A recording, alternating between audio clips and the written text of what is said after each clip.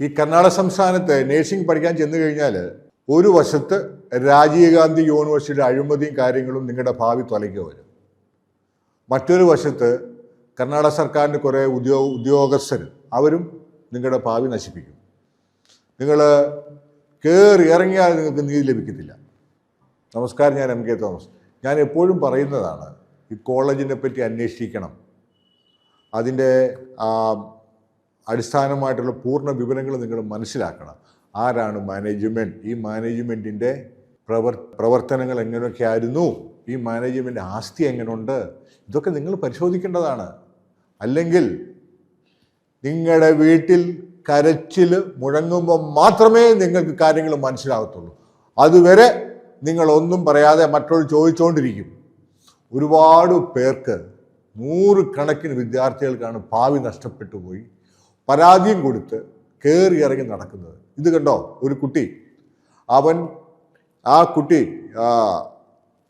താൻ പഠനം നിർത്തി സർട്ടിഫിക്കറ്റും പൈസയും വേണമെന്ന് ആവശ്യപ്പെട്ടുകൊണ്ട് ഫെബ്രുവരി മാസം 2024 രാജീവ് ഗാന്ധി ആരോഗ്യ സർവകലാശാലയിൽ പരാതി കൊടുത്ത ഒരനക്കം ഉണ്ടായിട്ടില്ല ഇന്ന് വരെ.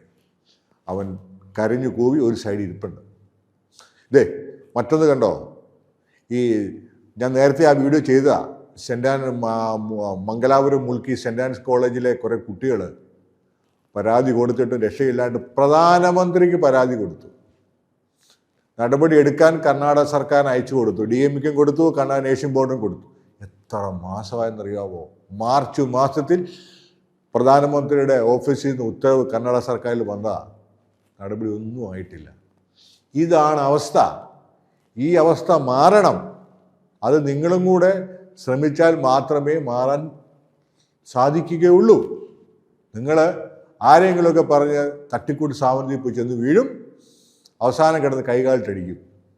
നിങ്ങൾക്കറിയാവോ, നിങ്ങൾ എന്തെങ്കിലും സംഭവവികാസങ്ങളുണ്ട് കോളേജിലെ വിഷയം എന്നോട് പറഞ്ഞാൽ അത് മാനേജ്മെൻറ്റ് കുട്ടികളെ പേടിപ്പിക്കുകയാണ്.